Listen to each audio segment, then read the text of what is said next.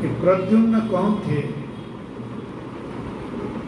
जब कामदेव शिव जी के ऊपर विजय प्राप्त करने के लिए आया था तो शिव जी ने अपनी तीसरी आंख के द्वारा उसको जला दिया। उसकी पत्नी रति बहुत विलाप करने लगी, बहुत चिंतित हुई। अरे आप ईश्वर हैं, सकल जगत के आधार हैं और आपने मेरे ऊपर अन्याय किया, आपने मेरे पति को जला दिया। फिर भगवान शंकर जी भोलेनाथ हैं, प्रसन्न हो गए रति के ऊपर। तब कहा, हे रति तुम चिंता मत करो, जब द्वापर युग में भगवान श्री कृष्ण का अवतार होगा तो तुम्हारे पति जो हैं कृष्ण के बेटे बन करके आएंगे, तब तुम्हारा उनके साथ मिलन होगा। जब यदुवंश कृष्ण अवतारा,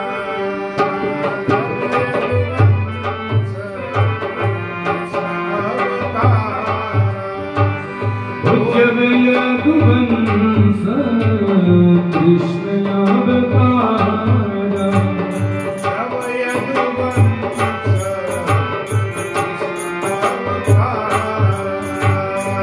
जब यदुवंश कृष्ण अवतारा, जब यदुवंश कृष्ण अवतारा, होई हरणा महामहि भारा, होई महामहि भारा, होई हरणा महामहि भारा, होई हरणा महामहि भारा। कृष्ण तनया होई पति तोरा, कृष्ण तनया होई पति तोरा, कृष्ण तनया होई पति तोरा, वचनु अन्यथा होई ओ वचन अन्यथा होई न मोरा, वचन अन्यथा होई न मोरा।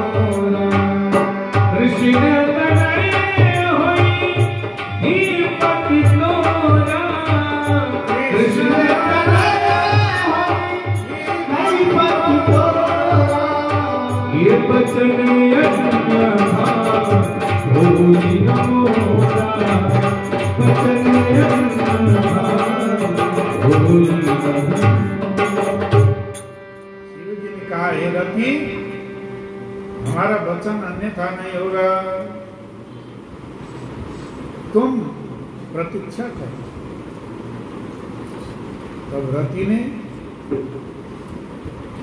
मायावती बन करके संबरासुर के दरबार में रसोई की व्यवस्था संभाल के रहने लगी। इंतजार कर रही थी कि कब भगवान श्री कृष्ण का बेटा हो। इधर भगवान श्री कृष्ण के बेटे हुए प्रद्युम्न जब 10 दिन के थे तो सूतिका गृह से संबरासुर हरण करके ले गए, क्योंकि संबरासुर को मालूम था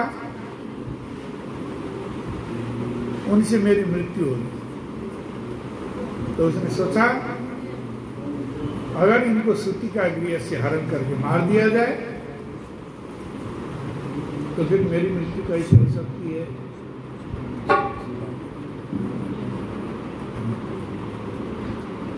तो ले जा करके समुद्र में फेंक दिया संबरासुर ने। समुद्र में एक बहुत बड़ी मछली ने प्रद्युम्न को निगल लिया और मछली के पेट में प्रद्युम्न जी है। मछली मारने वाले होते हैं, वो गए, जाल फेंका, वो मछली उसके हाथ में आ गई। देखिए खेल कैसे चलता है, भगवान की लीलाएं कैसे चलती है। मछली पकड़ने वाले ने उस मछली को पकड़ा, जाल में डाल दिया। फिर देखा कि ये मछली तो बहुत सुंदर है, बहुत मोटा घाटा तगड़ा है।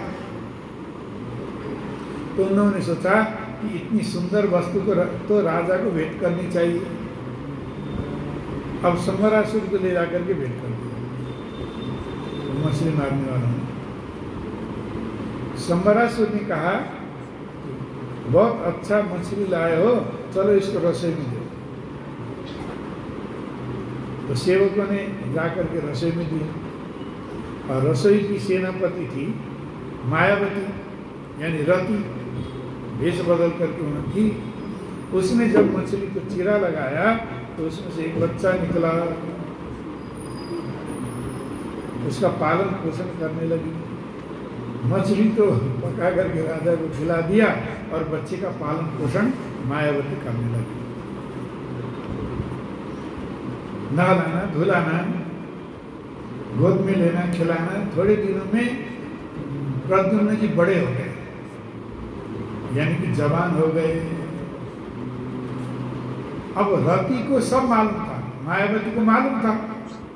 इसलिए अब जब प्रद्युम्न जी जवान हो गए तो उसकी सेवा का तरीका बदल गया।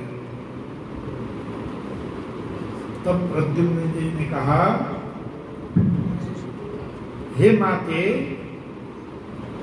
तामाह भगवान काष्णिर मातस्ते मतिरन्यथा मातृभावम अतिक्रम्य वर्तसे कामिनी यथा। आज क्या बात है वे माता, आप हमेशा हमें मातृभाव से सेवा करती थी, आज आपका मातृभाव हमने नहीं देखा। तब रति ने सब बताया। भवान नारायण सुतः संवरेण ऋतो गृहात् अहं तेधिकृता पत्नी रति कामो भवान प्रभो। हे प्रभो, मैं आपकी पत्नी हूँ रति, आप कामदेव हैं। आप साक्षात नारायण के घर में पुत्र के रूप में आए हैं। उसने सब अपने पति को बताया, किस प्रकार से संबरासुर आपको मारना चाहता था, सब बता दिया। तब जब प्रद्युम्न जी बड़े हो गए तो तलवार से संबरासुर का सर काट दिया और मायावती द्वारका ले गए प्रद्युम्न जी को आकाश मार्ग से। योगिनी थी, आकाश मार्ग से ले गई।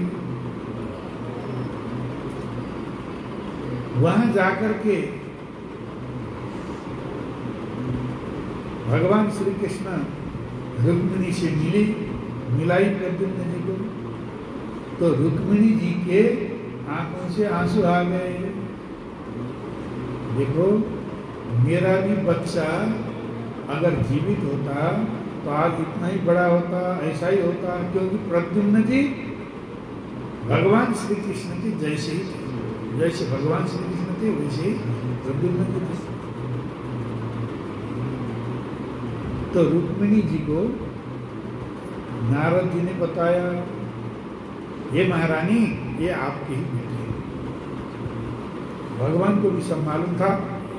स्वागत सत्कार हुआ प्रद्युम्न जी का और बड़े धूमधाम के साथ दरबार में रहने लगे।